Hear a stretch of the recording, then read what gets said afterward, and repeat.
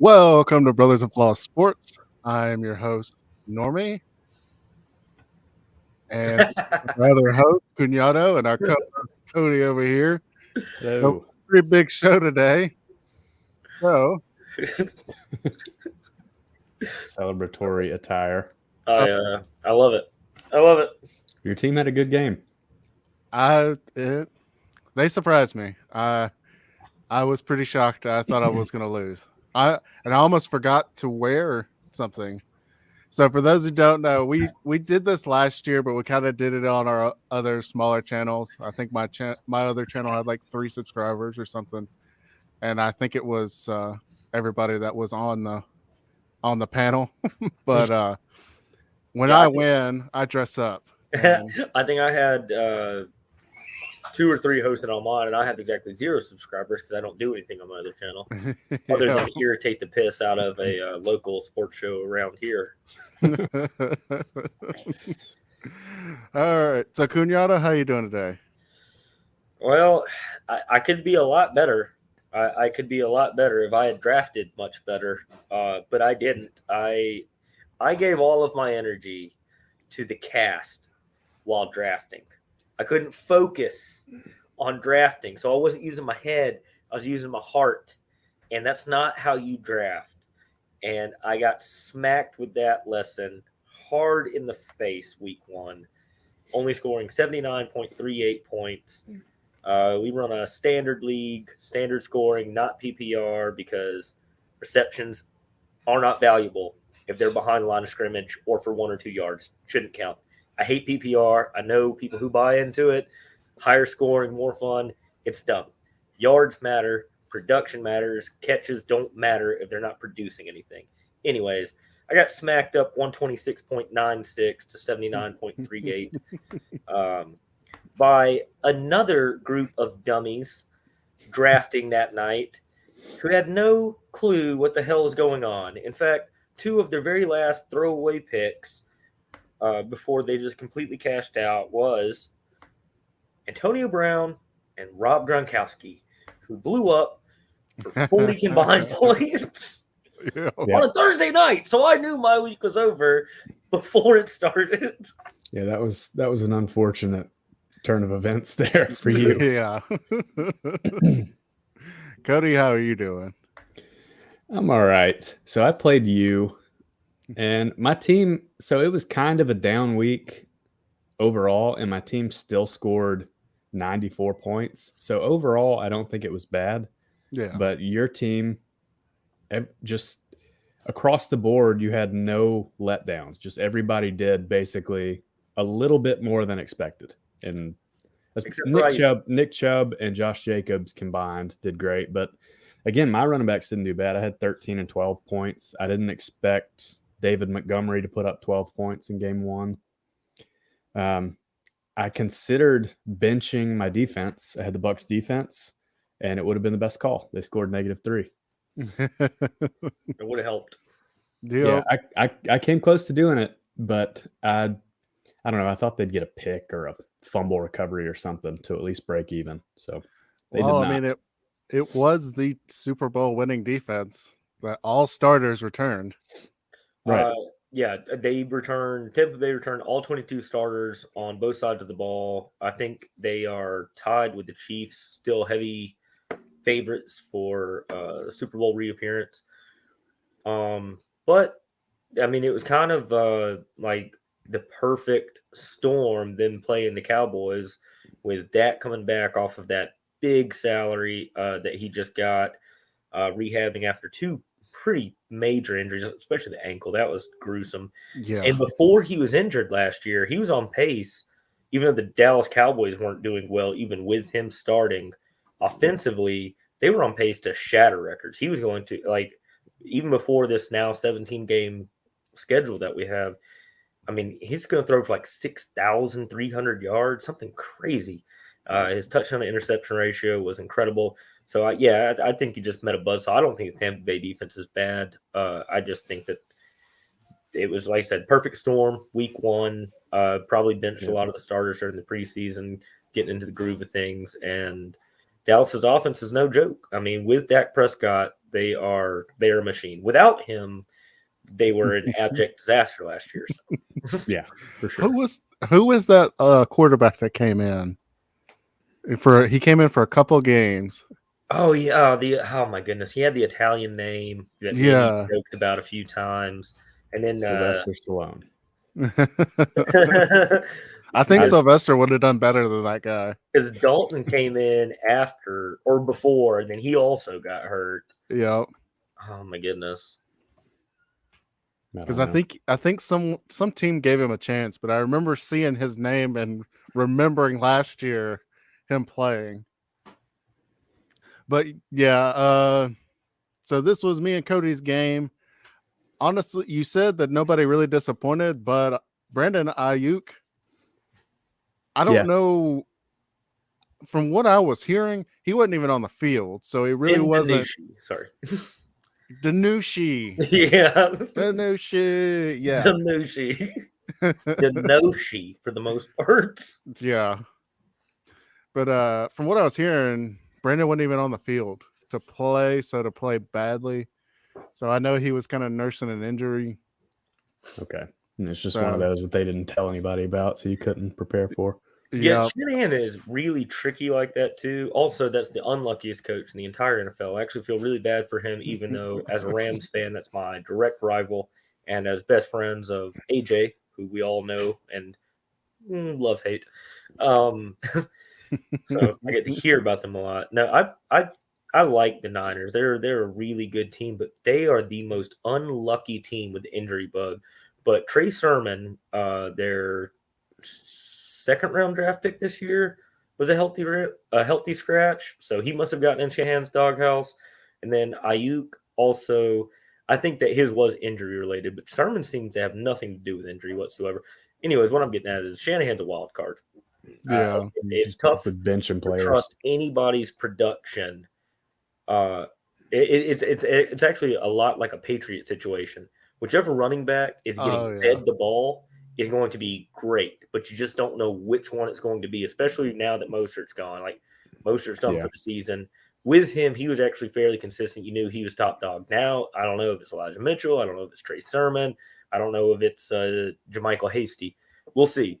And then with wide receivers, I think the only consistent one in the last 2 or 3 years is Debo Samuels. Like, that's the dude. And then Ayuk might be good when Kendrick Bourne was still there before he went on to the Patriots. He might blow up. You know, he's definitely the third down, their go-to for a first down guy. So, yeah, the consistent producers on the Niners are Raheem Mostert when he's healthy and George Kittle, and that's it. Yep. That seems about right. Yep. I was throughout the game, I was looking on Twitter just to see, okay, is he hurt? Did he go in and get hurt? And there were a lot of pissed off people. Like, a lot of pissed off people. Me, one of them, because that was the early game, and then one of my starting wide receivers is not playing. Yeah. D-Hop scored almost as much as both of my receivers combined, or both of my 1 and 2 receivers combined, and they did fine. Yeah, I mean those are they solid both numbers. Outscored their projections. DK Metcalf had 1 catch until late in the third quarter. Yeah, so most of his points were at the very end of the game. Yeah, go ahead, Sean. Because I was watching that one too, and I was like, all right, well, because he had about 2 or 4 points, and I was thinking, all right, this is gonna be good, and then it started going up, and I was like, oh shit, he's gonna make this comeback. And and then at that time they were talking, Josh Jacobs was questionable with illness, and I was like, there's nobody I could put in here. There's nobody. Because Kenyon Drake has been drafted in pretty much every league. Yeah. As far as, or are you talking about Hopkins, Cody? Yeah. Hopkins had 20. That 1 catch at the back of the end zone. I was watching that game with a few friends, and I said immediately, that is the only person in the league that could make that catch. He had the length and athleticism, because he has to stretch way out and then also keep his elongated body to where he can get his feet down in the end zone and then have enough wherewithal with his hand to control that ball the whole way down. I really don't think there's anybody else that could do it. I think DK Metcalf has the build, maybe. I don't think he quite has that flexibility yet and the wherewithal. I mean, Hopkins, Nuke is a bad man. And also, the NFC West is going to be absolutely wild, barring the out of nowhere comeback that your Lions did Sunday, Cody. They beat their teams by 2 scores. Every one of them. I mean, the Lions got it within a touchdown, which was nuts because that game was. I turned it off. I was like, "Oh, this game's over." It was 38. It's 38-10 late in the third quarter. Dan Campbell is like, "If you knock us down, we're gonna get up and bite your kneecap off." That and is then knock what us he down said. again. We're gonna get up and bite your other kneecap off. And I thought that it was hilariously stupid of him to say that. And then I watched that happen. I was like, "Holy shit, this man knows what he's talking about. They're biting kneecaps off."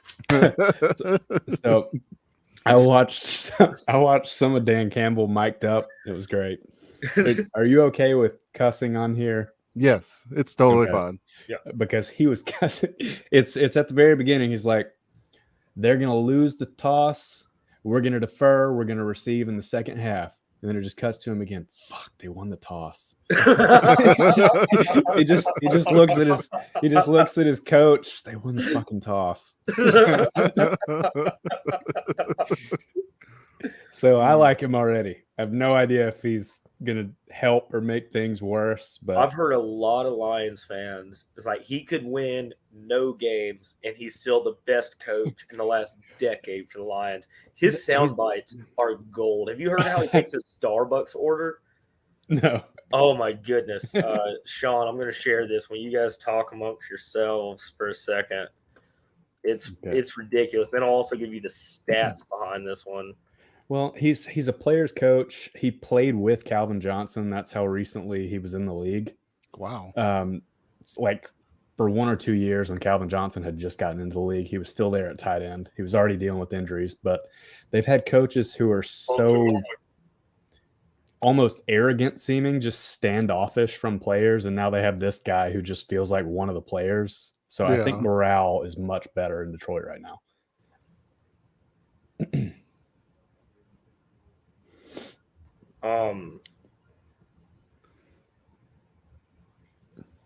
I'm just waiting to see what Kent's going to do. Right here. But yeah, that's something. Okay, I'm sorry, guys. You're good. I just don't want to start talking when you're playing a clip. And honestly, at this point, I mean, Detroit just needs to try anything. Like you tried to go after that big, solid defensive mind from a winning team, and it just didn't work. So now it's just like, you know what? Fuck it. Hire this guy. Yeah. And we'll talk about Stafford too. I mean, okay. All right, you guys ready for this? Yeah. It's possible I've seen it and forgotten, but I don't think so. Like what I do is I'll get 2 venti. I go, to Starbucks, I get 2 venti of the pipe with 2 shots in them. So black eye in both. That's what I come in with. That's how I start the day. So of course. He's got to do the hand motions. Yeah. Statistically, the FDA recommendation for caffeine for a day is roughly 400 to like 420 milligrams, and his order in a morning, how he starts the day, is like that's 500 or 600. Yeah. Wow. I don't. Yeah. Wow. A dude's heart's gonna explode. Yeah, he's probably fine. Here's the Lycan comparison I heard that this is the one that will blow your mind. It's equivalent to drinking 10 Red Bulls a day. Jeez. That's his coffee order. That's ridiculous. Well, I've seen that, but it's 2 coffees, 2 espresso shots. I'm not sure that that's accurate. I think it might be exaggerated. The venti, I think, is somewhere between 200 and 300 milligrams of caffeine. So let's just round it up to 600. And then the shots are probably 150 to 200 each. it's probably more like 500 to 600 milligrams. That's still a lot. But that's not 2,000, and it's not 10 Red Bulls. We could look it up. It's on Starbucks. I couldn't find that Well, one. well, just even that. I mean, just looking at the That's a monster is 140 milligrams.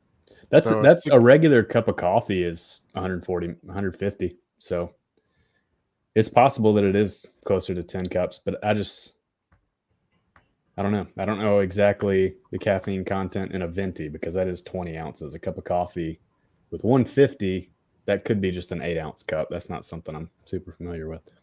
Yeah, Starbucks would actually, use real measurements instead of these ones that they've just made up. Well, venti is it's 20 in Italian. Yeah. Well, this is America. We speak American. Yeah. And we use cups.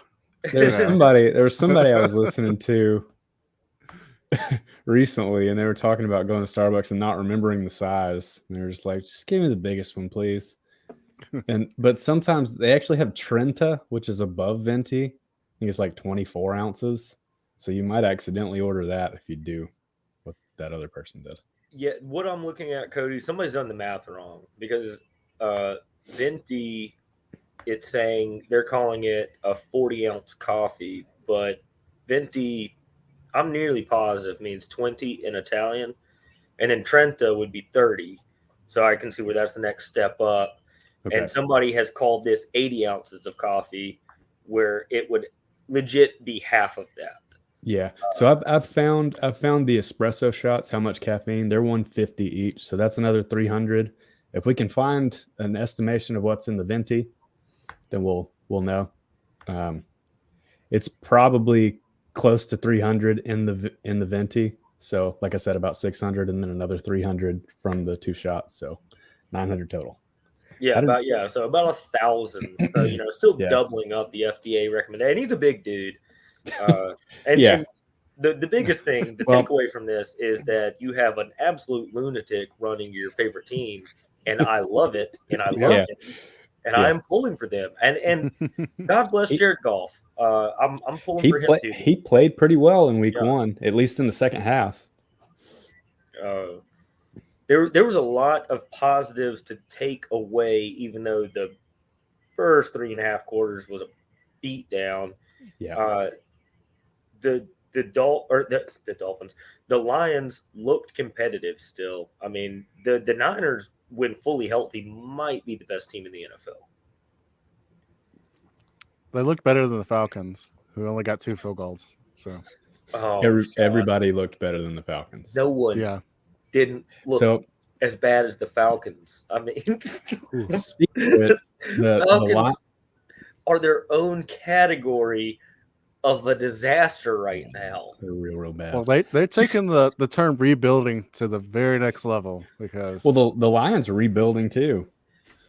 Yeah, but the thing is, the Lions kept foundation, something concrete and solid to build around, such as drafting Penei Sewell. Wonderful decision. He was incredible. He locked up Nick Bosa as good as any seasoned veteran probably could, honestly. I mean, there's like maybe 2 or 3 dudes in the entire NFL that could neutralize Nick Bosa the way that Penei Sewell did. And then as a run blocker, he is a road grader. That dude was 20 yards downfield on every run play. I mean, he was in the shot with the running backs every time. He's a freak.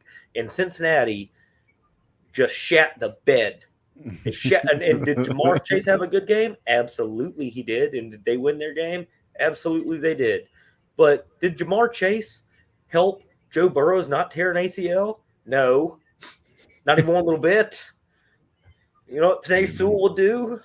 He's going to keep Jared Goff upright. Yeah, Jared Goff looked better than he has, despite the loss. So I think he had just a little bit more time. All it takes is about half a second, and the quarterback's way more comfortable. Yeah, absolutely. But on the other side of that, as far as rebuild goes, I don't know what the hell to hang your hat on if you're a Falcons fan. I mean, there was nothing good that No. came out. Like Kyle Pitts was a non-factor. Matt Ryan looked like a shell of himself. Well, I mean, he couldn't. Calvin he Ridley. didn't have time to throw the ball. Calvin, yeah, you're right. Well, and then, like I said, they got Kyle Pitts, who he's a tight end, but he's a receiver. Maybe they should look at offensive linemen. I don't know, because most of the rookie offensive linemen had a pretty good showing this week. But Kyle Pitts was, like I said, a non-factor, and Matt Ryan was running for his life, and he's not very fast. Yeah. I don't think that Mike Davis is your long-term, number one guy. I mean, I know he comes out.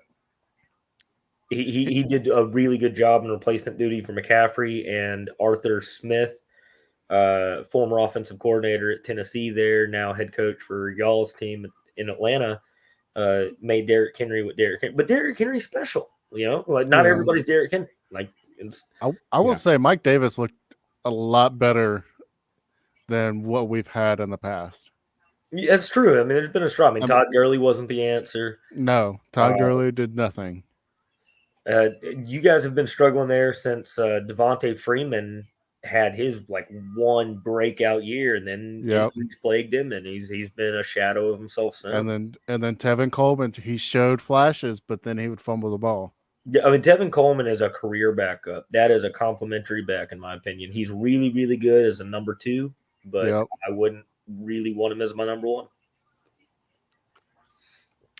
But he was also good. Then he was also good fantasy wise, like in a pinch, or when you got into like that the bye week hell, you could toss him in there at the flex. But even now, I don't know if I would do that. But Mike Davis, from what I saw, it looked a lot better.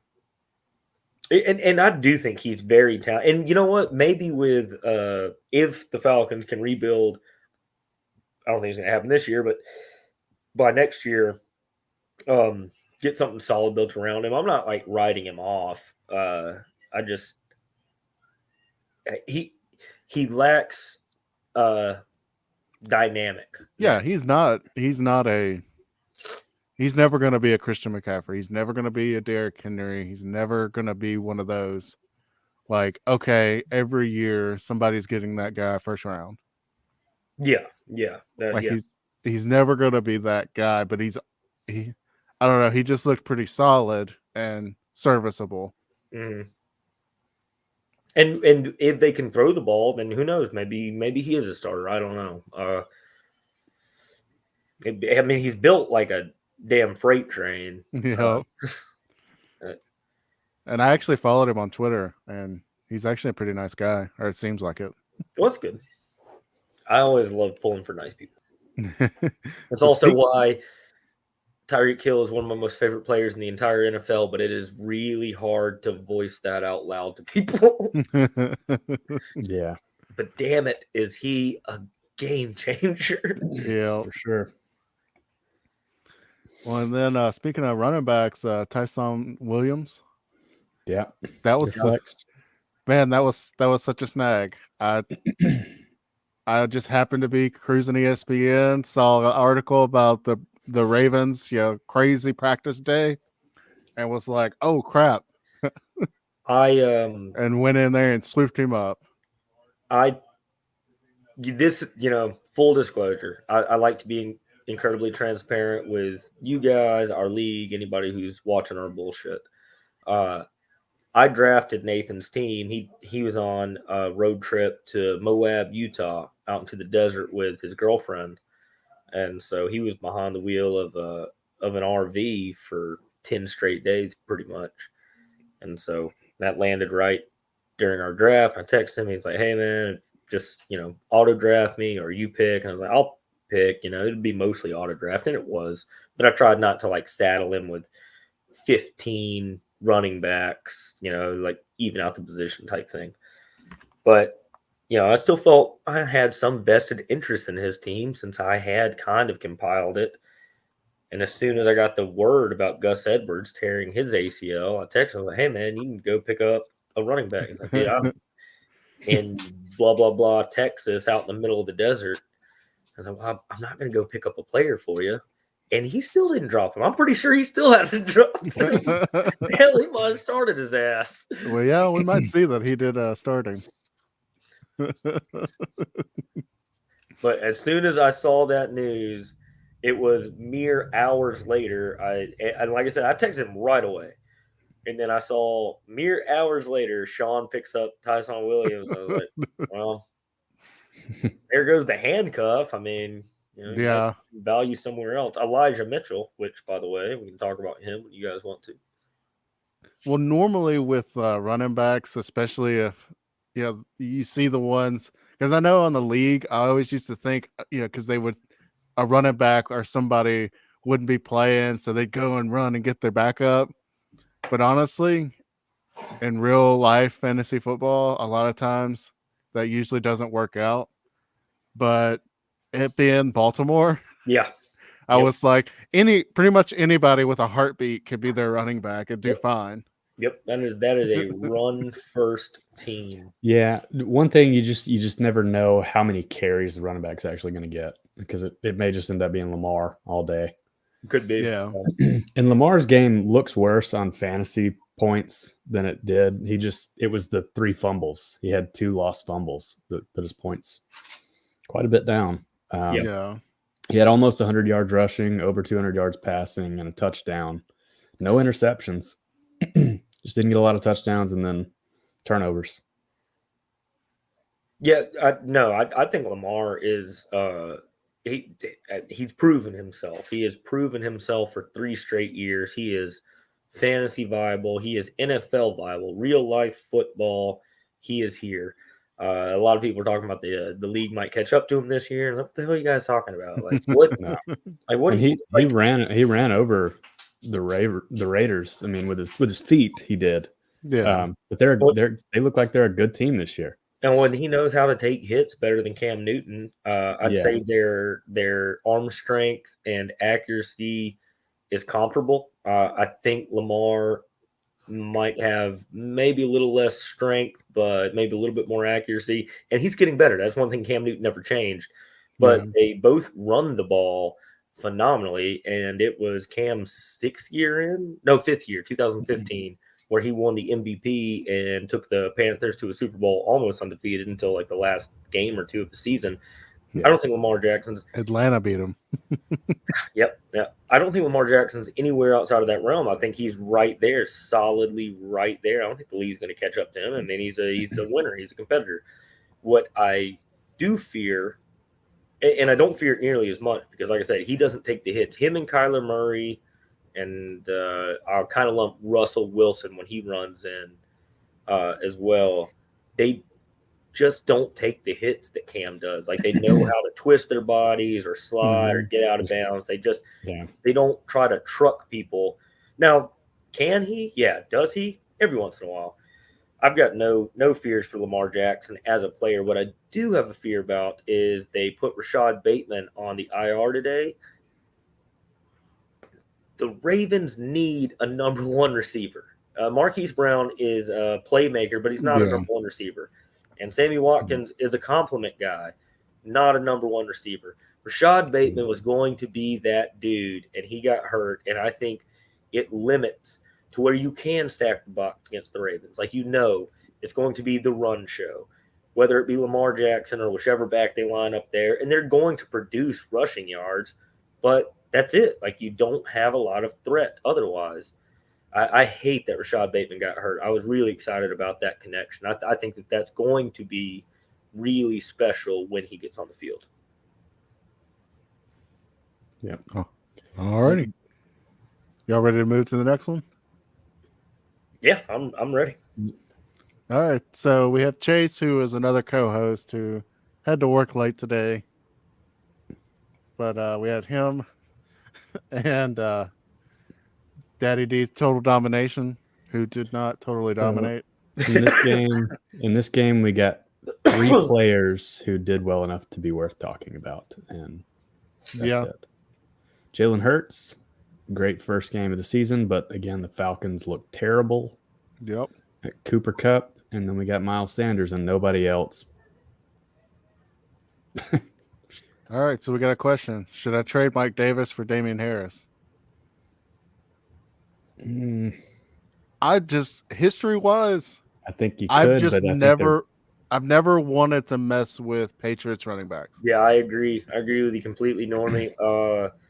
Damian Harris very well might end up statistically outproducing Mike Davis, but week to week, you can count Mike Davis is the number one guy on his team. I mean, he will get volume, if nothing else. Whereas Damian Harris, he might have 2 touches one week and then 30 the next week.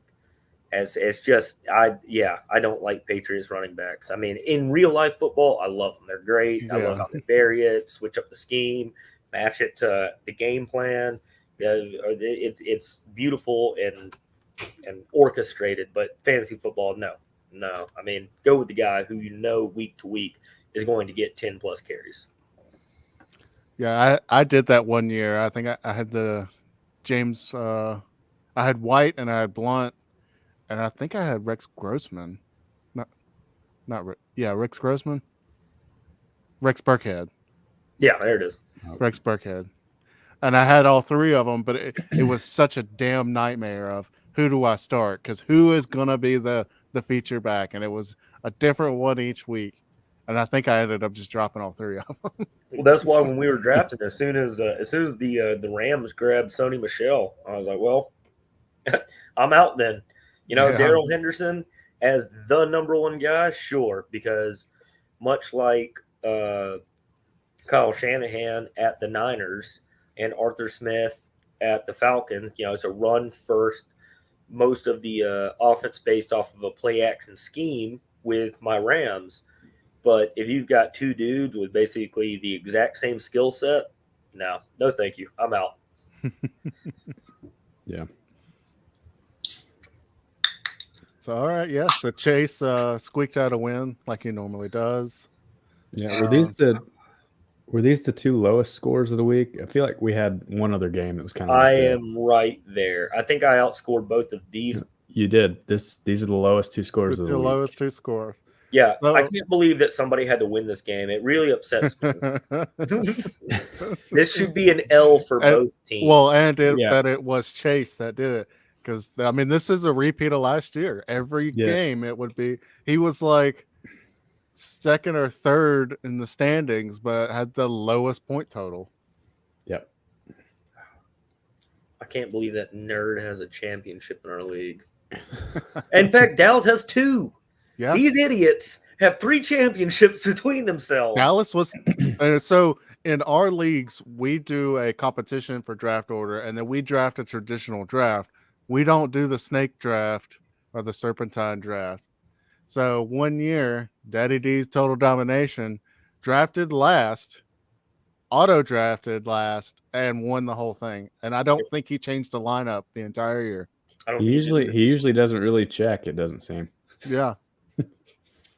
It was one of those, I think somebody had to tell him, hey, you're in the championship game. Yeah. So what we're saying is we all know exactly what we're doing. Yes. For all of those listening, if you can't really picture what we're talking about, go watch the first season of The League that was on FX. Just the first season. That's really the only one worth the watch for fantasy football purposes anyways. And just know that our league is chock full of tacos. Yes. Chock full of them. But yeah, like I said, there's very few great performances on. Yep. On either side. Go ahead, Kent. What I will say about this game and what I think is, I don't think it's an outlier performance for Jalen Hurts. I mean, do I think that he's going to put up almost 30 points a game? No, probably not. I think he's probably going to be in like that 22 or 23. But the way that he runs the ball, I think that Jalen Hurts is a dangerous player and good for him. I love that guy, man. Yeah. Like, I don't know if I pull for. He's the ultimate underdog who just continues to prove people wrong. And that's the thing. Like, we want him to prove people wrong. Yeah. Absolutely. I mean, and you know, I'm an Auburn fan, but he does everything the right way. He just does everything the right way. Hard work, you know, stay out of the media, don't say anything inflammatory, keep your head down and just keep moving forward, keep getting better, just keep doing what you just walk your own path. And he does it really, really well. I think his time in Oklahoma was absolutely huge for his progression as a quarterback. Not knocking Nick Saban, obviously he's incredible, but I mean, Lincoln Riley has Kyler Murray and Jalen Hurts, and why can I not think of his name? Mayfield. There we go, Baker Mayfield. I mean, all three Heisman candidate finalists. He's a quarterback whisperer, and Spencer Rattler's probably going to be there also. You know, at some point in his career there. I think that was a huge boon to Hurts' production or progress as a player. And I don't think he's going anywhere. I think that was a huge thing, but I think what got that kind of got that ball rolling, especially as a passer, was that year at Alabama. He sat behind Tua, but they had I think his name was Dan Enos. It was, yeah. He had Dan Enos who taught both of them, and under him, I really think that's what got that ball rolling towards him becoming a little better, and then just him going from Dan Enos then to Oklahoma, I think was the best thing that could happen to him. Yeah, I'd 100% agree with you. Yeah. Don't get me wrong. Danny knows his quarterbacks have been successful pretty much everywhere he's been as well. Because the way he came in that Georgia game in the SEC championship, and of course Georgia then stacks the box, and then Jalen starts throwing dimes on him, and it was like, where's this Jalen been? Yeah, no, Nick, you're right. His entire approach, throwing motion, everything had already started to change. In fact, I would say that's why Jalen Hurts, in my opinion, is more dangerous moving forward than even, say, maybe a Lamar Jackson. Because Lamar Jackson has improved each and every year for sure, and he's getting better as a passer, and he's an elite athlete, maybe in that echelon of like Michael Vick, maybe crossed with a Cam Newton type guy. Yeah. But he seems to kind of have a cap on his passing, whereas Hurts, every time we think that he has a cap on his passing, he proves us wrong. I mean, and then plus he still has legs. Yeah. I mean, that was a sweet pass to Devonta Smith for that touchdown. Yeah, and not to mention the fact that he gets to hook up with the greatest Alabama receiver of all time. Yeah. I mean, statistically.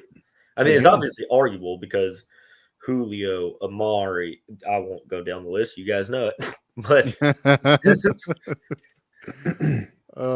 Devontae, even compared to Julio, was the most consistent. Yeah. I mean, statistically, he's the greatest. I mean, he's the greatest. It's not even close.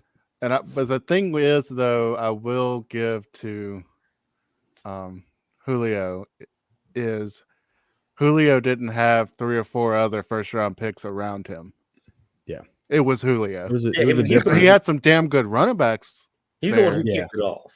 But he didn't have those 3 I mean, there were some good receivers, but not first-round receivers around him that could take some eyes off of him. He also played in a vastly different offense where, Alabama, you can say whatever you'd like about Saban's tenure there. They do tend to keep it a pretty solid 50-50 blend, but I would definitely say when Julio was there, it trended run first still. Oh, yeah. Like the run game set up the pass game. Yes. Whereas in the last 2 or 3 years, I mean, the pass game can very much set up the run game, or the run game can very much set up the pass game. But his early years there, Julio's years at Bama, it was not going through Julio first. I mean, that was Mark Ingram first, and Trent Richardson, and Eddie Lacy. Yeah. Because Alabama's bread and butter play was that deep ass play action pass. They stuff the ball down your throat for play after play after play, and then they do that play action, and then I guess it was a post. Just have Julio post, and then they did that for years, and that was one of the reasons Jalen was kind of like Jalen could never hit that, and that's when it kind of stopped because it was like, dude, that's our bread and butter play, and you can't hit that open receiver. Well, and speaking of Julio, since we're on this game, Chase has him there starting right there. I don't know what to make of him at Tennessee. I don't know what to make of Tennessee. I thought that they would be much better. I didn't much better than they showed. I didn't think they would be much better than they were last year. They were very good last year, but I was a little shocked at the beat down, the absolute skull dragging that Arizona gave them. I don't know what to make of them. I mean, they shut 5 sacks from Chandler Jones, 5 sacks in one game. I mean, yeah. And this is supposed to be one of your better offensive lines, and they couldn't block for Derrick Henry. They were keyed in on him the entire game.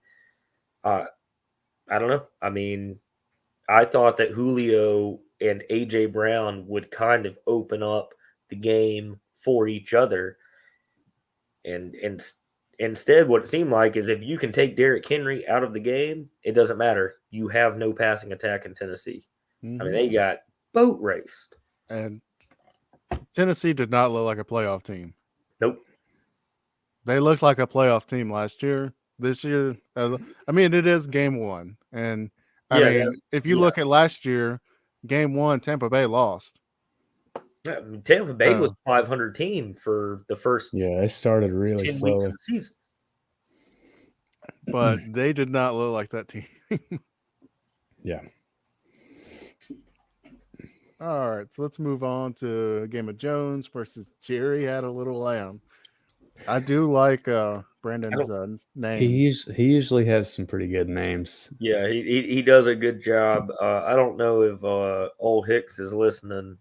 I doubt highly that he is, but if you are Hicks, good work. Yeah. And also, hell of a game, probably the best game of this week for our league. This is kind of scary though with Trent's team because he had Aaron Rodgers have 1 point and he still had 105. Yes. Who's his? He's got Matt Ryan in his back. Okay, he's weak at quarterback. Maybe if Aaron Rodgers isn't himself within the next couple of weeks. Well, and he had some sneaky bench points sitting there too. Like, I mean, he could have done even more than what he did. Yeah. Well, if you watch that the Falcons game like I did, Goddard looks like he is going to be a huge part of that offense for the Eagles. So that's going to be a pretty damn good option on also having Travis Kelce. Yeah. Yeah. He might have a team right now that he can comfortably flex another tight end. Yeah. As rare as that is. I agree with you. Yeah. And you're 100% right, Cody. The fact that he won the game with 105 points and his quarterback, who is no less Aaron fucking Rodgers, scored 1.32 points, is pretty terrifying. And that is not the Aaron Rodgers we'll see for the rest of the year.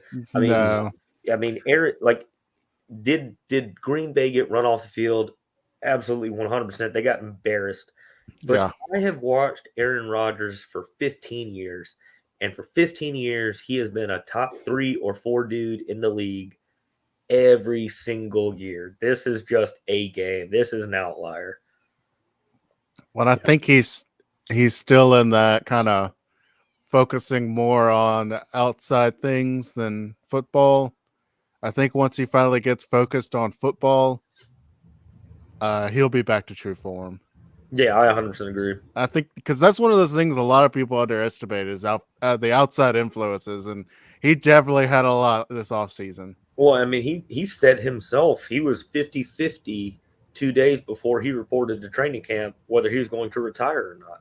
Yeah. And then when he came back, it was the whole put the Packers organization on blast show. Like, yep.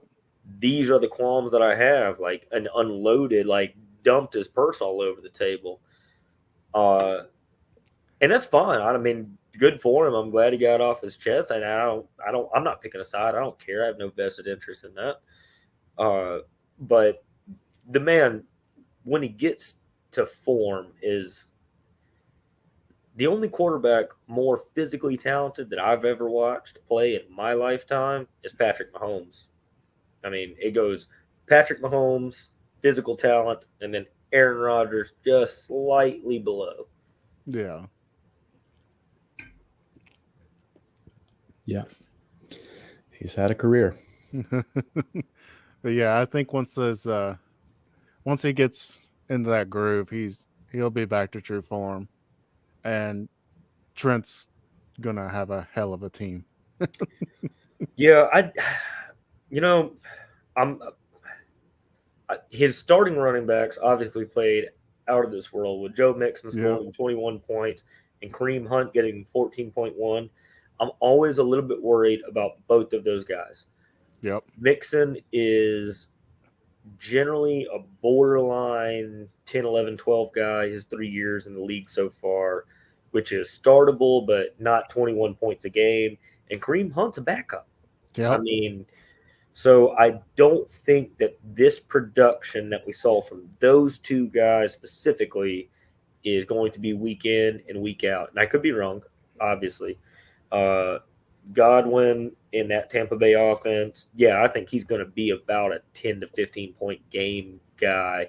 I don't think he's going to get much more than 15, honestly. I think his ceiling is capped because he plays with Evans, Antonio Brown, and Rob Gronkowski. Yeah. DJ Moore, DJ Moore's a weapon in Carolina. In fact, I think his production will be higher than 9.4 points for the most part. Yeah. Obviously, Travis Kelce, 19.6. That's par for the course. Yeah. I mean,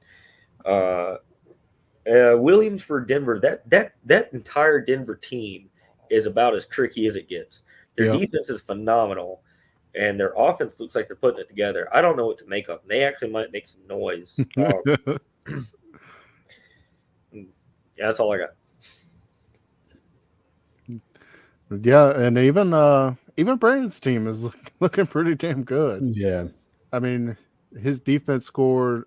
I mean, you got Trent's. His defense scored 14 points, which is an anomaly. He also played his defense against his quarterback, which is a fantasy no-no. Yeah. Well, I mean, it worked out. Yeah. Yeah. But I mean, honestly, who else would he have had? Matt Ryan. I mean, I would start Aaron Rodgers over Matt Ryan, even if it was playing my defense. All day, any day. I would bench the defense before I would switch that up.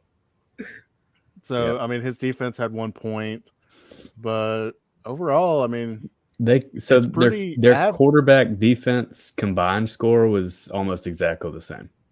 Yeah. It's 0.14 difference. What I'd say for Hicks's team, I don't know what to make even one little bit of Tennessee. They didn't look good at all. I mean, Arizona, Chandler Jones is a top 5 edge rusher in the league. That's elite, but 5 sacks from one man in one game is absolutely insane. And weren't they all before the fourth quarter? Yes, they were. Yeah, they were. He was just dominating. The game was over by the fourth quarter. He might not have been playing anymore. No, I don't know if I've mentioned it on this thread yet for this video stream. The NFC West is horrifying. Absolutely horrifying. I think I did, because I mentioned your lines about that. That's a just disgusting division of football, and I hate that my Rams have to play in it. But on the other hand, I've got a lot of really good football games to look forward to where my team might get run off the field because the NFC West is disgusting. So I don't know what to make of Tannehill's performance. Dalvin Cook is Dalvin Cook, 14.4. That probably be about his average. He's going to have some 20-plussers. He might have – he's going to be a double-digit guy. DeAndre Swift for your Lions, Cody. I think that is a hell of a pickup. I think DeAndre Swift is the real deal. I think he's going to be here to stay all year long. Calvin Ridley, well, who knows? Who knows? Who knows if anybody Yeah. will score for Atlanta or if you guys Yeah. will even score ever again. You got their Calvin field goal. Ridley- I was about to say the field goal kicker is probably a good bet to keep him. Because I'll Calvin probably get Ridley- it close enough to get field goals every time. Calvin Ridley watching that game was the only part of the offense that looked capable. Like Yeah. he's the only part that looked like he knew what he was doing and how to do it. And then Young Hoo Koo, he was good also. But I don't know how often you guys are even getting field goal range. It was ridiculous. Yeah. CD Lamb, that's another three-headed monster there in Dallas. And also CD Lamb had a ton of drops. The Cowboys win that game if CD catches one of his 4 awful drops. Now, the rest of his play was phenomenal, and Dak clearly never lost faith in him, so he's going to keep targeting him. Logan Thomas, whatever. Heineke.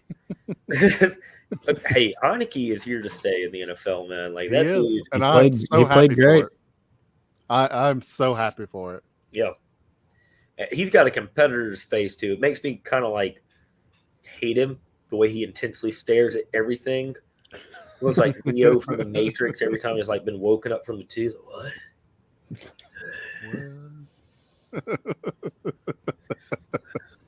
But dude is a gamer. I like him a lot. Good for him. Thielen, I'm a little bit biased here. I think that's an outlier performance where the league over-adjusted to Justin Jefferson last year and locked him up, and Thielen got all kinds of. Because Thielen's so great. I don't think that 21.2 is going to be his average though. No. That's all I got. But then you look at his bench, and Chase Edmonds had a really good game, a good solid game. Jamal Williams, so he has 2 Detroit running backs who scored over 15 points. Yeah, well, if Tannehill had just had an average game, he would have won.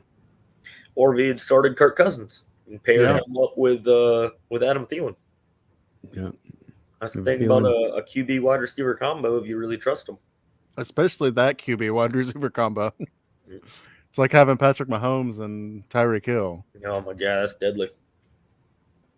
Bye week's hell, but Yeah. But like we said, his Alright. bench looked pretty good too. So Yeah. So we got Cunyato and Harrison's. it's the highest score in the league. And The third lowest. it was a buzzsaw, Williams. It was a buzzsaw. The thing is, I told you guys at the beginning of this, I drafted with my heart and not my head. I'm still not out on my draft or what I've done here. Naji Harris is the only rookie in all positions, I believe, that played 100% of their snaps on their side of the ball in the entire league. So that makes me think that Pittsburgh absolutely has faith in Naji Harris. It's the game plan just didn't dictate him needing to be the workhorse, but he was in on every single snap. He never got spelt because, he can block, he can run, he can pass catch. 4.9 points. It's not a great outing, but I definitely think you're right about the Naji Harris thing. I don't think he's not gonna stay there. I do think that Joe Burrow gave me about what he's going to give me every week. Mm-hmm. And I definitely think I could have done better drafting quarterbacks. But by the time I got Burrow, I always draft quarterback late. And then I had a soft spot in my heart from last year when I had Burrow before he got hurt. And he's a high volume passer. And speaking of gamers, that dude is tough as nails. Watching him play for the Bengals last year and just getting slammed over and over and over again, and just getting up, it's nothing. Hey, Cunyato. Hey, they got Jamar Chase. He'll be fine. Jamar Chase will protect him. Also, Jamar Chase sitting on my bench for 15.9. Yeah. You know? I mean, all of his drops in the preseason, it scared me off too, Larry. Scared me too. He said that the visualization of the NFL ball was more difficult than the collegiate ball because it had less white stripes on it. I was like, what the hell are you talking about, man? Like, are you colorblind? Like, you can't see the big What? brown orb flying What do at you you? Like, mean? you have to pick out the white stripes on it? It's He too, didn't mention the size. it's too reflective. Yeah. but speaking of that, Joe Burrow, one of the very first things that he said going into the presser was, I thought y'all said he couldn't catch anything, which I loved. That is cool. Getting his teammates back, LSU boys back from the 2019 team. I like that a lot. Yeah. So I got no problem with Burrow, but I do think that 18.64 is probably. I'm not going to win games with my quarterback. Then why do you have 4 of them? Because Sean, wait, that's exactly why I have 4 of them, Sean. Why do you have 4 of them? I don't have 4 anymore. I did have 4. Okay. I got Joe Burrow, and then I was like, shit. Like this isn't even Ryan Tannehill good, who is at least consistently about 20 points. Joe Burrow is a toss-up. In fact, with his volume, he underproduces number-wise vastly for what the other people who throw, for 55.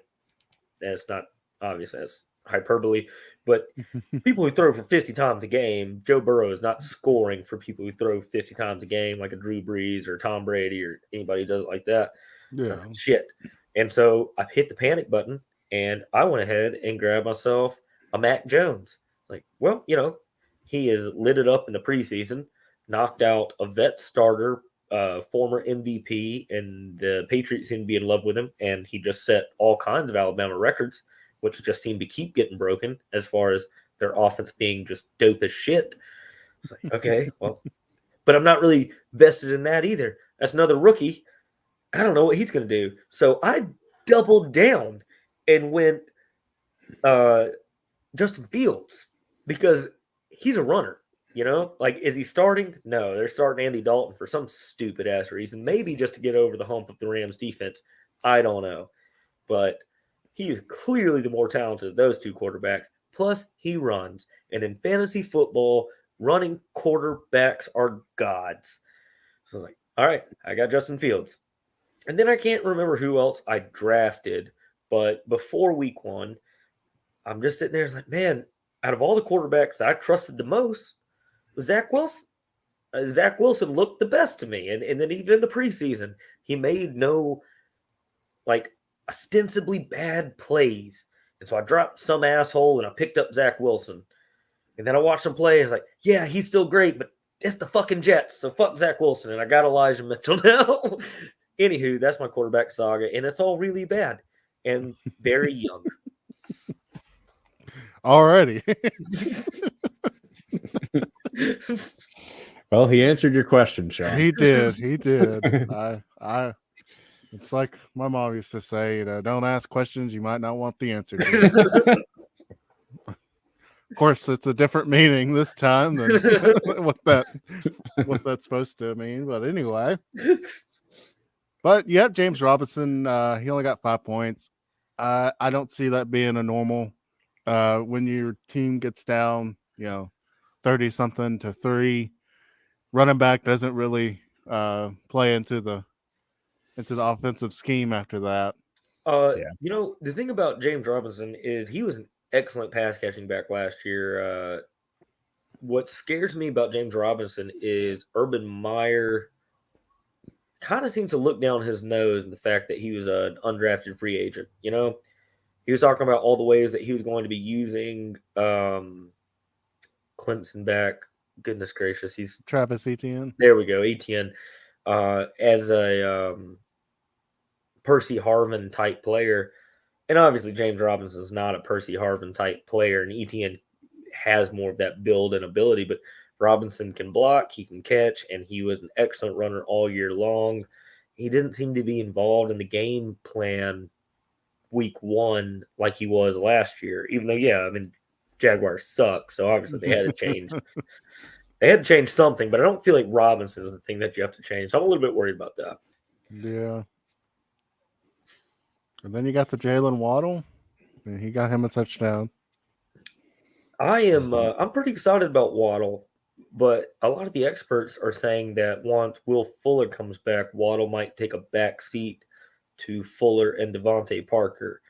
And I think that is 100% bullshit because Will Fuller has been an excellent number 2 everywhere he's been. I think Devontae Parker should have always been a number 3, and I think Waddle's a number 1.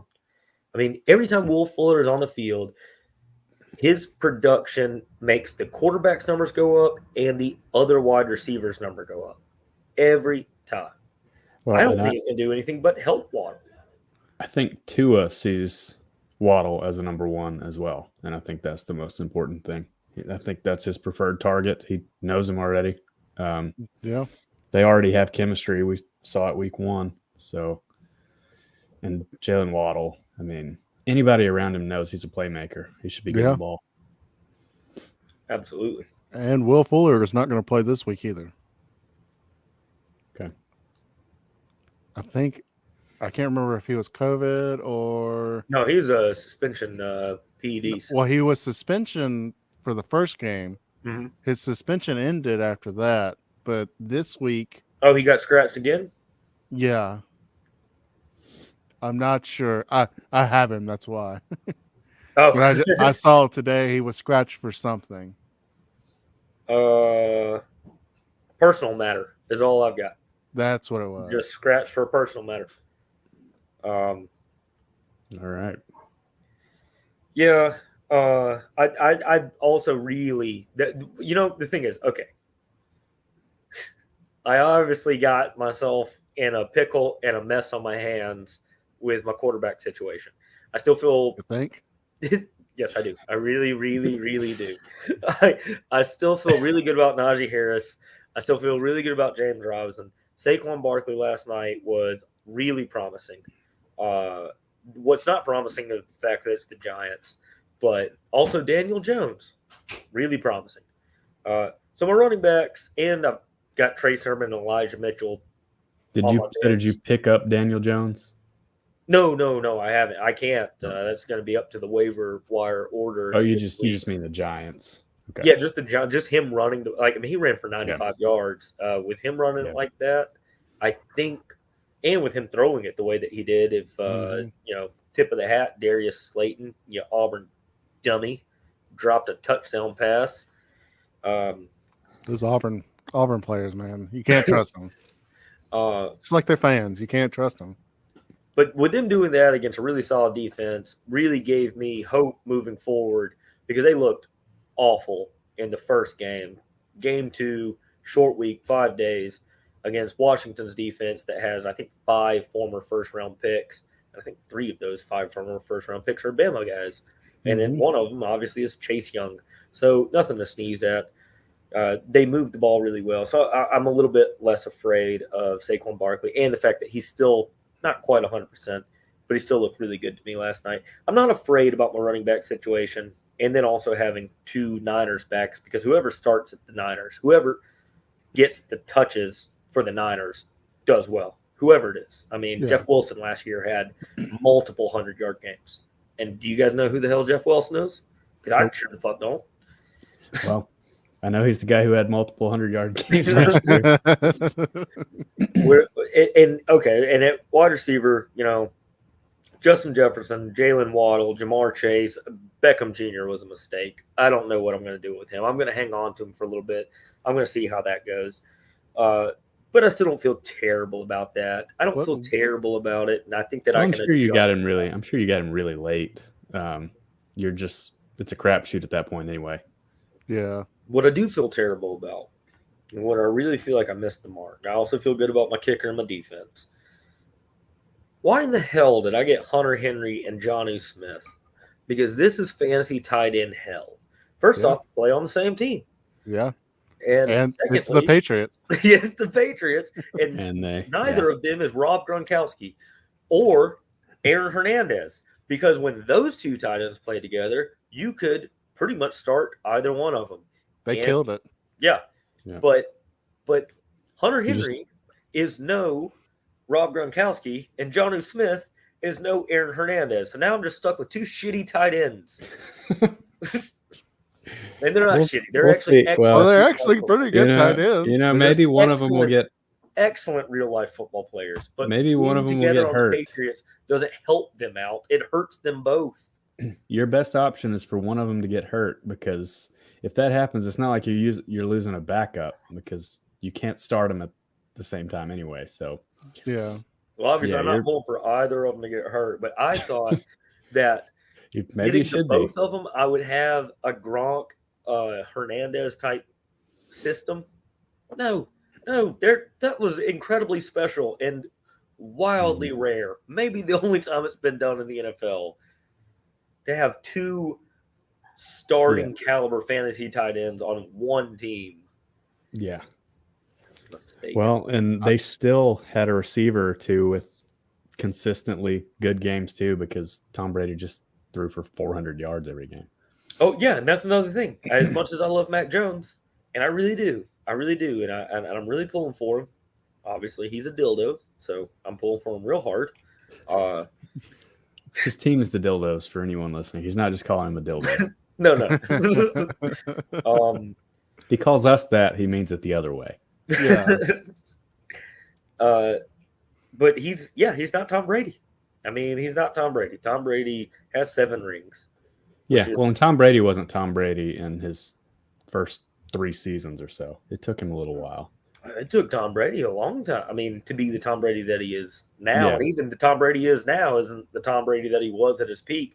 Yeah. He's just got to I was having this conversation with my roommate, Will. Tom Brady is not the most talented. I mean, I don't think he's ever been the most talented quarterback in the league in all of the years he's played, which is a bunch because he's 100 now. I think Peyton Manning was better in his heyday. I think Aaron Rodgers was better. Russell Wilson. As far as physical gifts, Tom Brady doesn't have that or bring that. What he does bring is this absolute killer mentality. Like, I will not lose mentality, and if you are not with me, then I don't need you on my team. And he just galvanizes everybody. His leadership, his intangible qualities are maybe the greatest in sports history, because, I mean, football is the most team sport there is. I mean, LeBron James can carry 4 losers to a championship. Now, he might not win it, but he can do that because it's a 5-man game. And same thing with hockey. A great hockey player, you still only got, 5 other guys on the ice with you. But football, you've got thanks, Sean. Football, you've got 10 on your side of the ball, and then another 11 where you don't contribute at all. And then special teams, a phase of the game that, is a super toss-up. And for whatever reason, when Tom Brady is on a team, he seems to galvanize all 3 phases, all 22 starters, and make special teams better, just because, I don't know. I guess people don't want to disappoint him. Yeah. There's, like you said, there's no way to measure it. Except with Super Bowl rings, I guess. Yeah. Which he has 7. Yeah, it's ridiculous. Well, then we got Harry's team, which that's going to be a tough team to beat as well. They might be the best team in the league. I mean, yeah. And there were even some, Kent said this earlier, some points on the bench. Christian Kirk with 19 points. So, I mean, you're talking about having the quarterback he's not going to score over 30 points every game, but he's a very dangerous quarterback. He is a very high ceiling, similar to Lamar Jackson, but runners are gold, man. Yeah. How many yards rushing did Kyler Murray have in that game? We can find out. see. He only had 20 yards rushing. Yeah. His longest run was like 42 yards or something, but it was all scrambling behind the line of scrimmage. Yeah. They measured it, and then he threw for a first down. He's a bad man. I like Kyler Murray a lot. Yeah. He's got an electric arm. Obviously, his feet are so dangerous. And so I've seen Lamar Jackson take at least one or two big hits. I've seen Russell Wilson get creamed. I've never seen Kyler Murray take a big hit. That dude knows how to get down, twist his body, angle, and like shed something like a wizard, like a damn wizard, man. Like no one, and maybe everybody knocked his size coming in. It's like he's too small. It's like, maybe that's what keeps him, from taking the big ones. I don't know, but Yeah, it could be. he's a lot of fun to watch. He's a really, really good player. Yeah. I definitely know he knows how to slide. Oh yeah, He definitely does. He's one of those every sport athletes. yeah. I was having a conversation earlier today with somebody about the baseball converted quarterbacks. And they seem to translate really well. I mean, Kyler Murray, Russell Wilson, Jameis Winston, Chris Winkie, John Rice Plumlee. No, I'm kidding about that one. Yeah.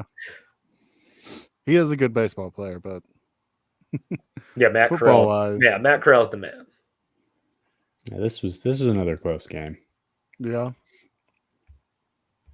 But Santana pulled it out. Yep. What- So this one, no And insane, honestly, He changed his lineup up. insane scores, but Darren Waller that's a Yeah. pretty big one for Nathan's team. Otherwise, everybody did basically as expected. Christian McCaffrey, 18 points is no big deal for.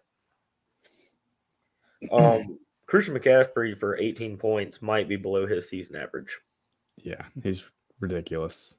And honestly, it could have been a bigger win. I mean, you have Mostert who went out. Yeah.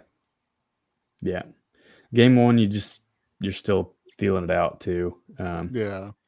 Corey Davis on their bench getting 21. He's not going to do that every week, especially playing for the Jets. But Brandon Cooks may get that close to that every week. Yeah, I do think he is. Yeah. That's all they have. Yeah, I mean he's their number one guy. Tyrod Taylor. And he did that last year.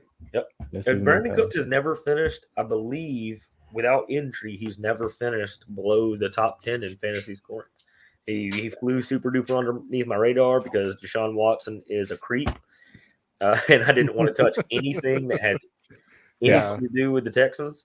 But I think Tyrod Taylor, I know he also, as far as a running threat, I think he's even a free agent in our league still. He's a runner. He's a middling passer, but his running capabilities make up for that. I think he's a very viable starter here moving out, for fantasy. And then Brandon Cooks, if he has anybody like a corpse throwing him the football, it doesn't matter. He puts up his numbers. If he's healthy, Brandon Cooks produces. He's one of the most underrated receivers in the league. Yep. He and Godwin are very similar to me. Because Godwin puts up 12, 14 points every week. He did this week, even with Antonio Brown having that game. Mm-hmm. Another guy to look at, as far as that goes, is Sterling Shepard. And I hate to put it out there for our whole league to see. I don't care about the other people watching this, but I'm just going to go ahead and voice it. Sterling Shepard is on the waiver wire for our league, and I think it's going to be a race to who gets him this week. Obviously we'll have to wait till Wednesday to see who clears for that. But if Sterling Shepard's healthy, when he plays 16 games, now obviously this season we've got 17, he finishes the top 15, top 20 guy every year.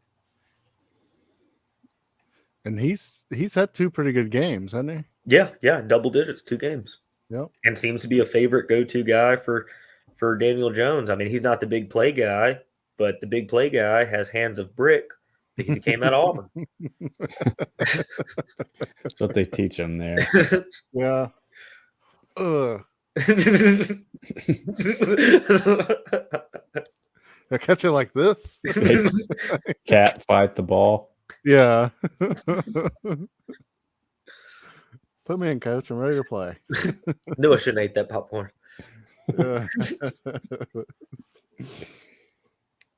But again, so Nathan's, let's see. Yeah, that Darren Waller, he's going to be a big part of their offense all year. I feel like I was one pick away at one point from getting him because so Nathan was after me in the rounds, but I was hoping to get him the following round. I don't think anybody else was looking at tight ends yet, but I was too late. There were 3 tight ends in that top tier. I mean, it was Travis Kelce, George Kittle, and Darren Waller. And you can kind of rank those 3 any way that you'd like. I think that it's ranked in that order, in my opinion, for production. I think Kittle overall talent is the best out of all of them because he blocks the best out of all of them. But in production for fantasy, I think it will probably be Kelce, Kittle, and Waller.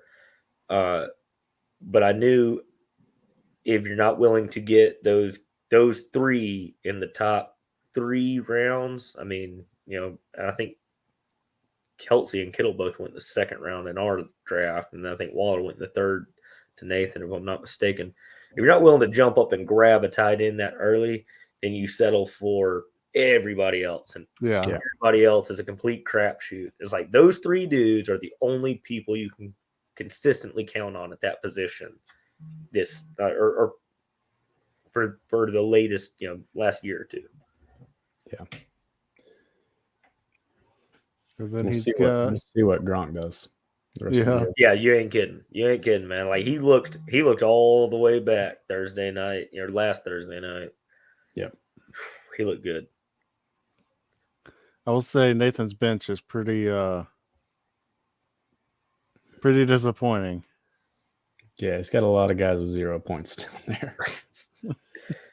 I don't know why he just benched Gus Edwards. That's a season-ending injury. Yeah, Drop him, go get somebody else. exactly.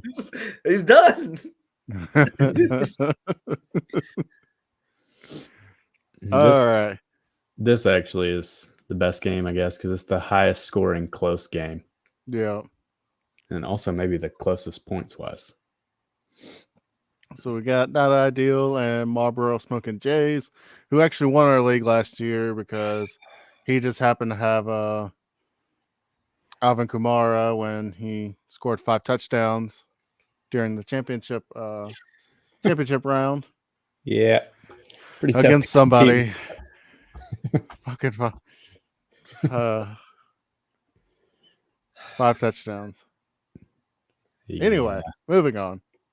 He did lose, but he lost last year the first game.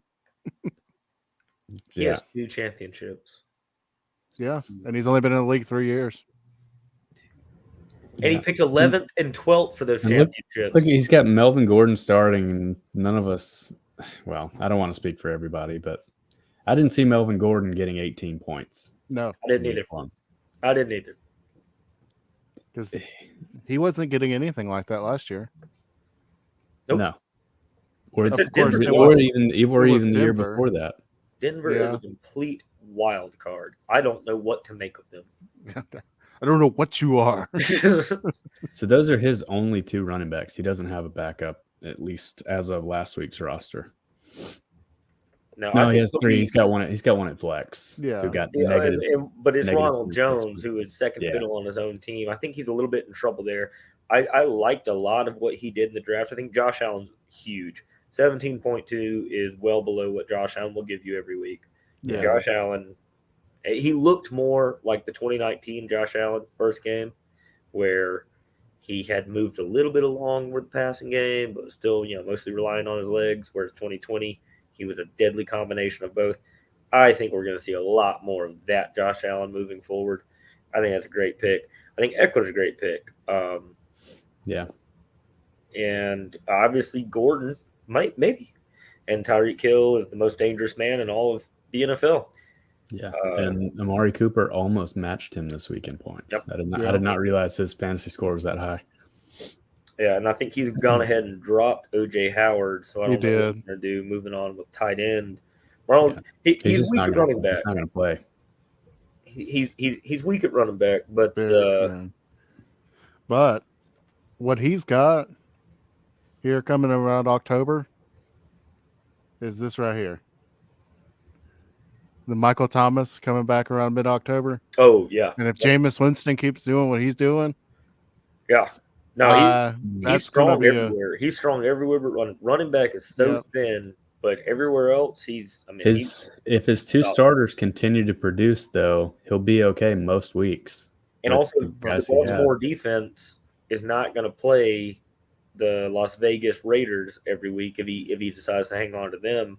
I know they gave him -1 this week, but I think that defense is still. They have not ever been not solid, at least solid. Maybe not great, but at least solid underneath John Harbaugh, and also the Las Vegas Raiders offense, because they were bad record wise. People tend to overlook they were a top 10 offense last year.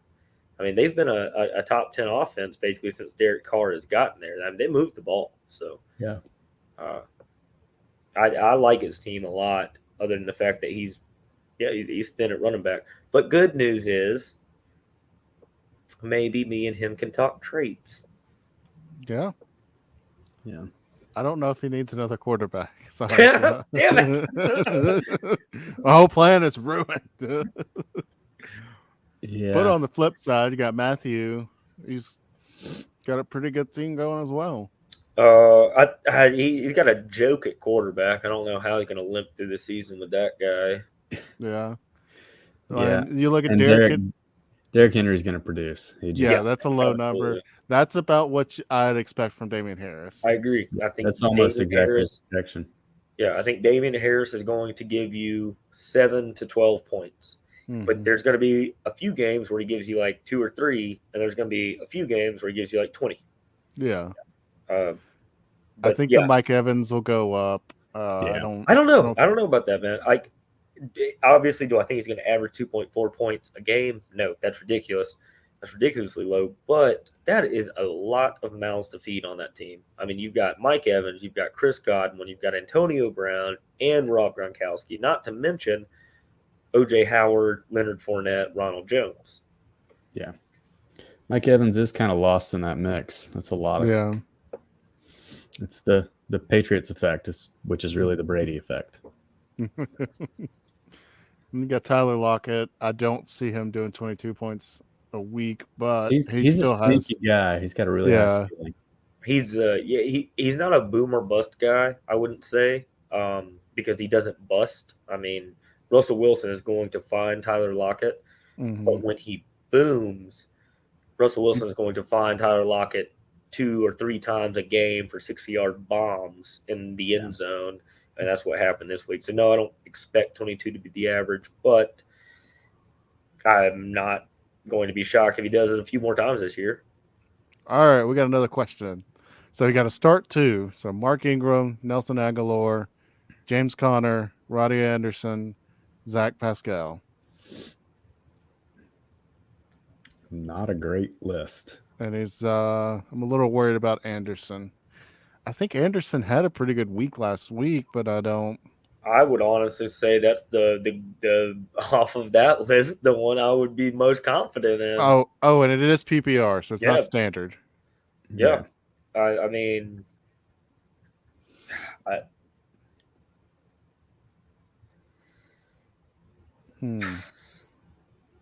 what happened in your draft? Yeah.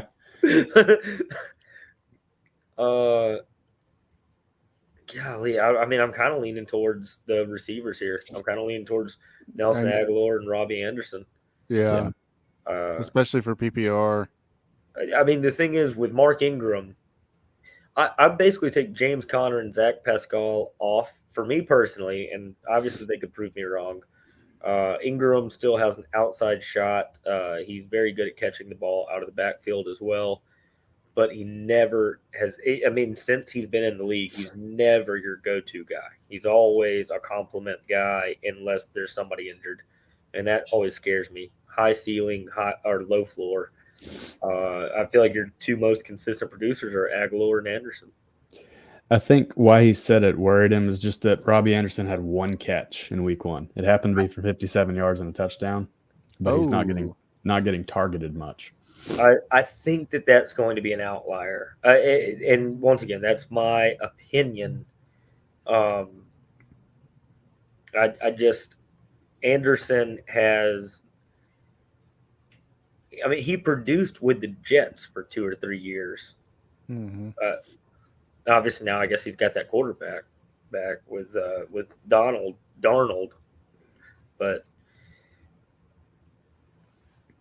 I don't know. You're in a pickle there, Zachary. Yeah, I don't think Mark Ingram and James Conner are going to get enough touches.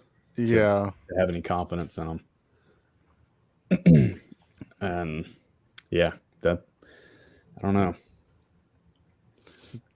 Yeah, especially James Conner with Edmonds looking as good as he is. Yeah.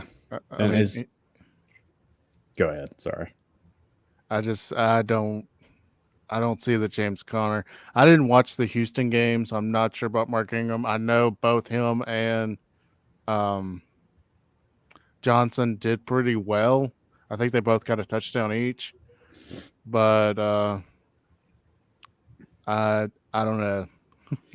And so, I mean, I'm not going to pretend like I knew much about Zach Pascal before this, but he did have 2 touchdowns this past week. Only 4 catches, 43 yards.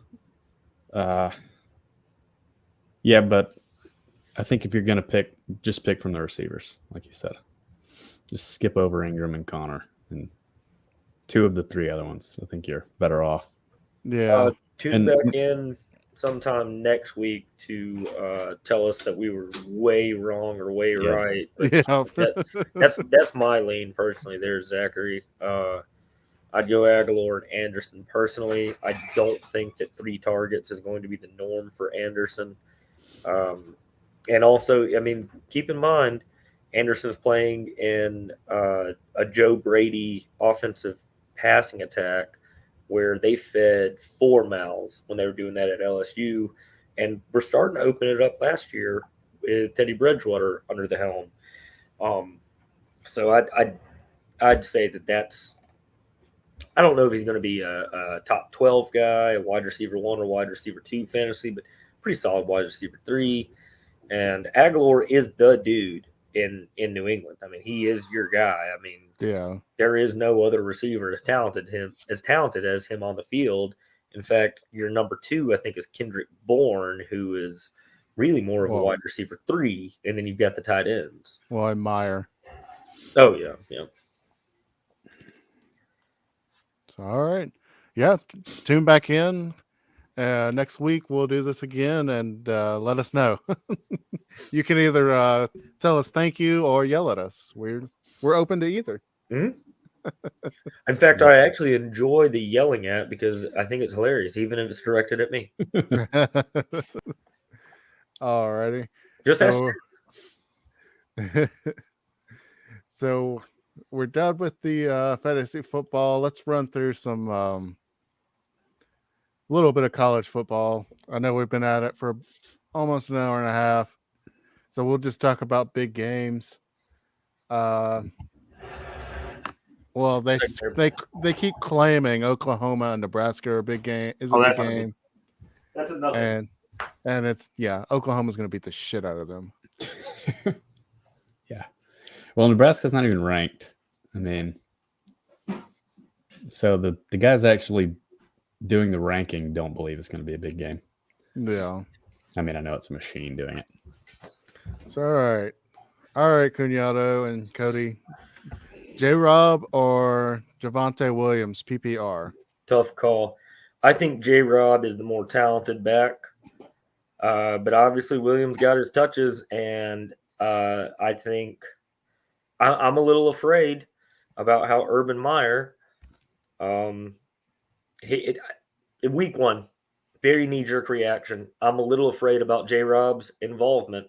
But I think J-Rob, I mean, he proved it last year. Undrafted free agent and finished as a top 10 overall back in real-life football, and then like a top 8 fantasy back because he caught it for a lot of yards, caught it a lot of times per game. I mean, he pass blocks well. He's a 4-down back. But week to week, or especially this upcoming week, I might go Williams, honestly, because I don't know what to make of what Urban's going to do in Jacksonville. And I'm And sorry this is that's coming not from a more guy true. who he has J-Rob on his team. So And I'm going to start him. yeah. Okay. Alrighty. So yeah, Oklahoma's going to beat the shit out of Nebraska. Yeah, it's going to be a bloodbath. If that's not 3 scores by half, I'll be shocked. Yeah. Let's see. So we have the big game, Alabama, Florida. Cody, what do you think? I don't like to say what I think about games like this. I feel good about Alabama winning. I also feel confident that Florida will have some big plays. And I definitely wouldn't bet on Alabama covering the spread because it's 14.5, I think, maybe 13.5. 14.5, you're right. Yeah, I think Alabama is going to be Alabama. I think they'll win. I'm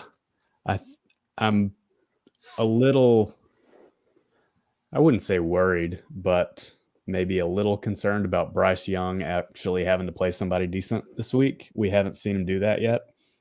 So I'm sure he'll make some mistakes. But again, I think Alabama's just the better team by a high enough percentage that regardless of any mistakes made, they're gonna win the game. How do you feel, Sean? I actually went to the game last week, and honestly, I was not impressed by Bryce Young. Yeah. And honestly, I really wasn't impressed by the defense. Those 2 touchdowns they gave up, at least one of them was a pretty big play, and it was obvious to all of us because you look up and, oh, that guy's wide open, and then quarterback throws in the ball. I mean, it was a huge mistake. And then the second touchdown, actually, I mean, the receiver just outplayed that defensive back. Yeah. I mean, just went up and grabbed it and got it. First couple possessions, like Bryce Young I mean, it's not the same as when Mac Jones came in. Because when Mac Jones came in, I mean, there really wasn't much of a drop off between him and Tua. Where it seems, there's definitely a noticeable drop off between Mac and then Bryce Young coming in because he missed a couple wide open people, and he did it in the Miami game as well. Maybe he just needs that big game, and he goes in, and he could go in and just fucking take care of business and make me look stupid, which I fucking hope he does. Yeah. I think Alabama goes back to its roots in the Saban era. Defense helps them out and ultimately helps them win. I don't think they cover. Yeah. But honestly, it's really with Florida, I don't know what I'm getting. They've played nobody. So I don't know how good they are. Yeah. And it just seemed, honestly, though, I look around and a lot of teams, it's like there's not really that team that you're like, yeah, that team right there, they're the real fucking deal. It seems like everybody's having a really slow start. That team is Alabama. That team is Alabama. No, that's the team. I'm sorry, but I've watched Alabama teams, and they don't have that same. They don't seem to have that same, like, okay, we're gonna go into this game. It doesn't matter who the fuck we're playing. I'm gonna do my job. We're gonna treat this, as professional as possible. We're gonna go in. We're gonna play 60 minutes, and we're gonna get out. I'm a little concerned about the injuries they've been collecting, but it kind of looks like Will Anderson's trending towards playing. Obviously, Christopher Allen is a big deal. They did not look great against Mercer, but that was a coach's game, man. Like, that was perfect setup for Nick Saban for this week. And now he was bitching all last week about, like, practice and how the players weren't out there focused and ready, and it looked that way. Yeah, Mercer. it really did. And then honestly, it would have been about his feelings on practice and preparation for this week going into Florida. He's like, not an issue, no problems here. I think Nick Saban. Now, Would he probably wanted for the whole game for Mercer to go flawlessly? Absolutely. But I think it's set up perfect for him for that teachable moment.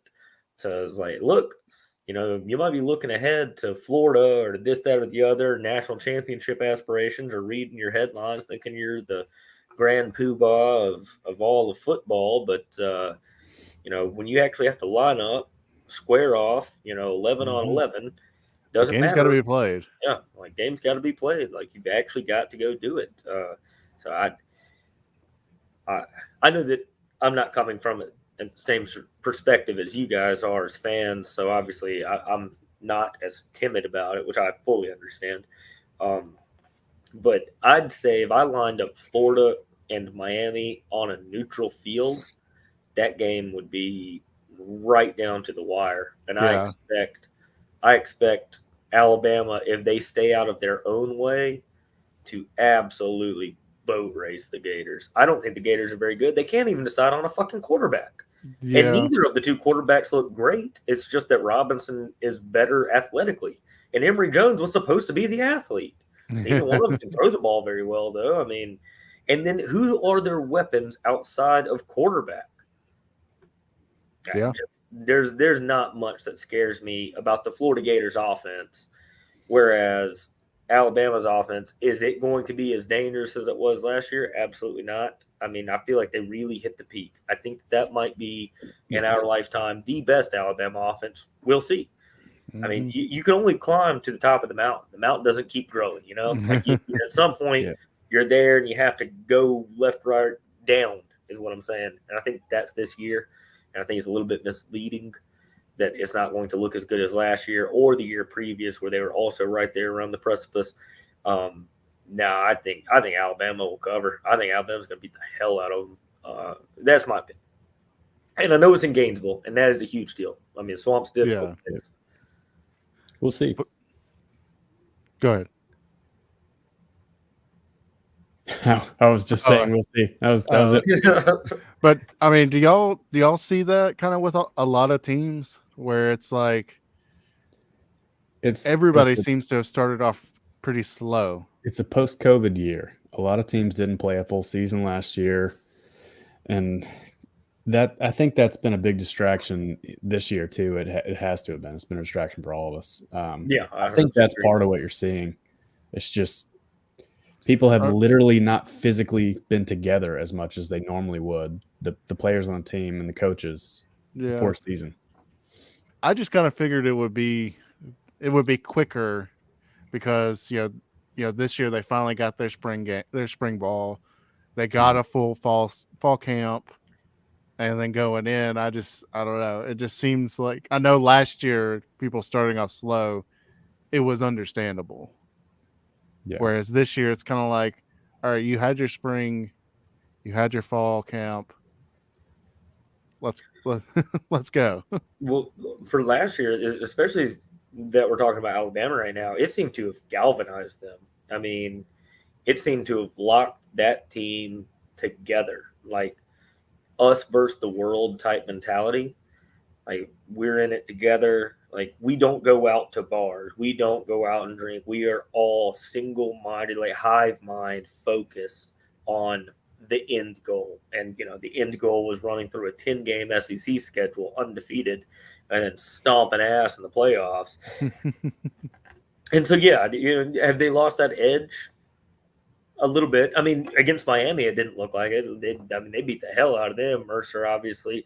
I don't know. I like you guys are both saying, is a lot of it's coming back to reality, after COVID year, and obviously still tons of all of it in day-to-day life.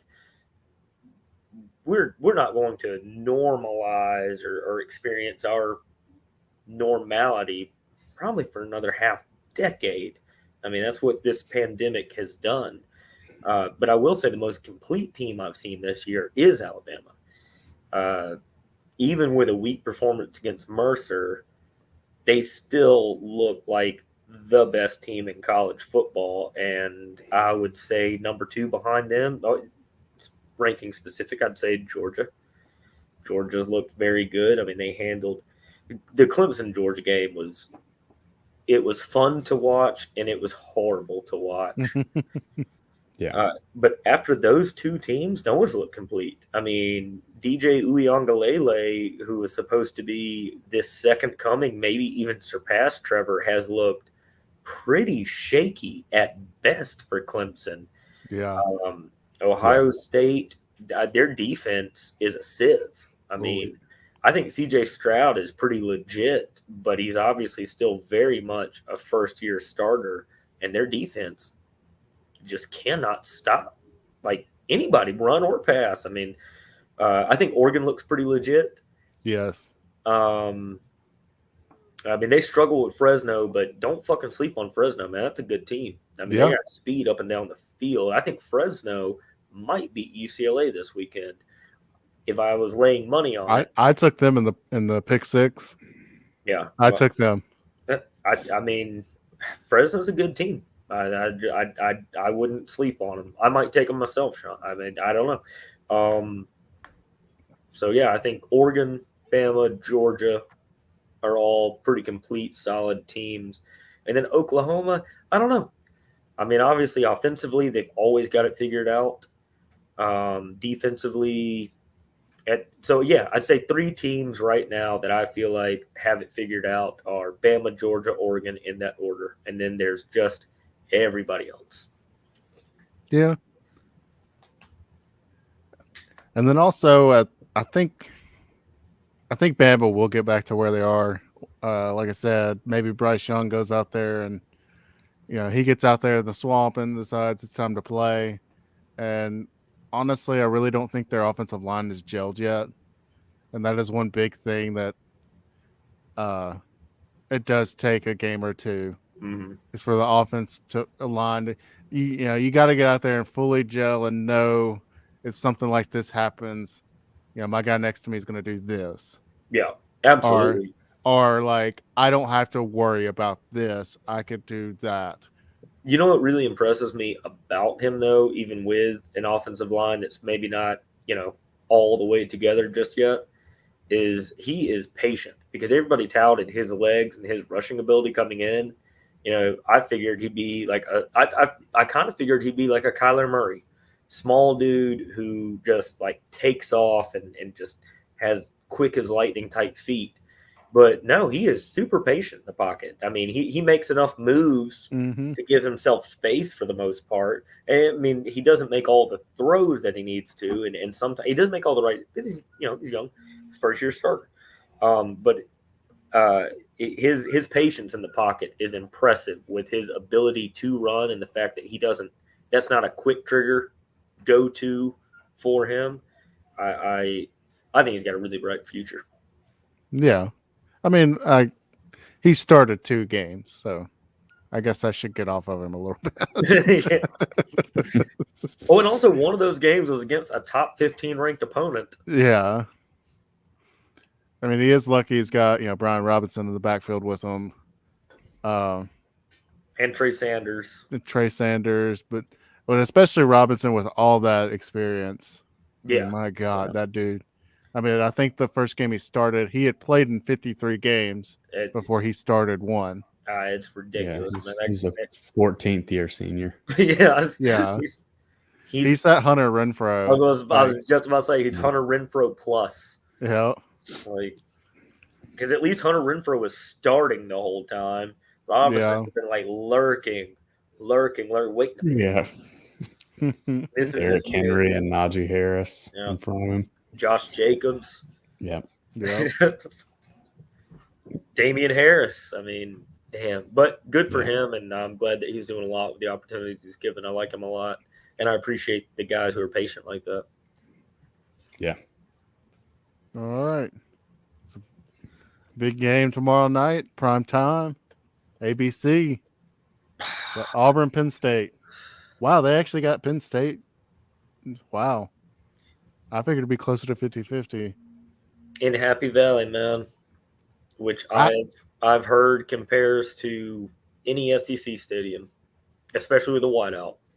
I don't know. I've never been to any stadiums other than Bryant Denny and Jordan Hare personally. Well, Legion Field, but Yeah, right. Like half of Legion Field is condemned. Yeah. I don't know, that home field advantage is big. I mean, it's big in all of sports, but it might be legitimately the biggest in collegiate football as far as home field advantage. I mean, and I can say that with a decent amount of experience being an Auburn fan and seeing so much wacky shit happen in Jordan-Hare. I mean, so I don't know. I mean, I think Auburn's thus far, by my eyeball test, versus Akron and Alabama State, the powerhouses that those two teams are. I think Auburn might be the better football team. They don't seem to really have any weaknesses other than an offensive line that's maybe not the most talented, but they've got a lot of experience. And then Bo Nix, who, when he shows up to play, if he played his best game every game, he could win a Heisman this year. But we saw it against Alabama State last week, where he was a little bit shakier. Now, a lot of that was drops, and a lot of that was offensive line. I didn't mention wide receiver. That's a huge question mark. Running back, though, is great. Run blocking is great, and defense is super solid. And did you hear all the stuff that I just said about Auburn? Yeah. Flip that and mirror it exactly to Penn State, because that's who I think they are too. Get more specific. I think Sean Clifford is just the Big Ten's Bo Nix. Yeah. I think their offensive line has experience, maybe not the most talented. Noah Kane is an excellent running back. What they do have is Dotson. He's a beast on the outside. That is a game breaker and a playmaker that Auburn doesn't have, at least not yet. We don't know. I mean, none of these receivers have seen significant playing time for Auburn, but Dotson's a beast. And then defensively, same thing. They don't really seem to have very many holes. They're solid. That's why I would say it would be 50-50 if they were playing in Jerry World, Normie. It would be 50-50 if they were playing in Tampa. But they're playing in Happy Valley, and that might be the difference. I think -5 for Penn State's a good line. Yeah. I just know I watched Penn State, Wisconsin, and they give Penn State like a lot of points for that Wisconsin win. They were scoreless at halftime, and honestly, I said it on our other stream. I don't think it was because the defenses were that good. I think it's because the offenses were just that bad. And and Wisconsin had 2 chances to win that game. And Penn State came away winning by 6 points. I think 16-10, I believe. Yeah. With +3 in turnovers. Yeah. That's 2 of them on the 2 tries that they had to score and go ahead. And then also they didn't even count it as a turnover, but blocked a chippy field goal. So really +4 turnovers that could have been points. If Auburn is +4 in turnovers against Penn State, this will be a bloodbath. Yeah.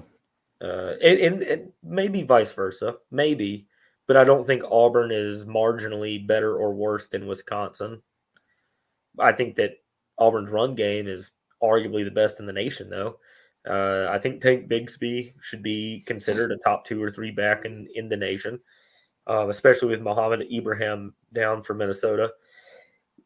And then Jarquiz Hunter is an absolute freak of nature. Tank Bigsby has 24 rushes for 240 yards.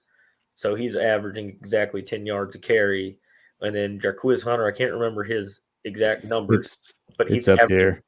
It's 17 for 257. Is it on there? Yeah, it's Okay, 17 for 257. So yeah. In fact, they've got him listed instead of Tank. He's beating him by around 17 yards. Because they're pulling. Tank has only had 12 carries in both games so far because they're spelling him, waiting for the big ones, and then they put Hunter in, and Hunter is arguably just as good. True freshman. I don't know. They are scary good. Obviously, Penn State will be a real test, whereas Akron is 1-24 in their last 25 games. And I don't know shit about Alabama State, but I know that they don't play in the FBS, so it doesn't matter. Yeah. Well, All we will right. see this weekend, and then Yep. as always, anybody who watches this can tell us how wrong we were next week. Yeah. Please do. I look forward to it. As let's say, if Alabama loses, I will definitely be yelling. So you don't have to worry about yelling. At me. Well, all right. It looks like that's about it. So that's Well, fun. boys. Hit the subscribe button. Hit that thumbs up. I got links to everybody's Twitters and everything in the description down below. So take a look at that. Follow us on Twitter.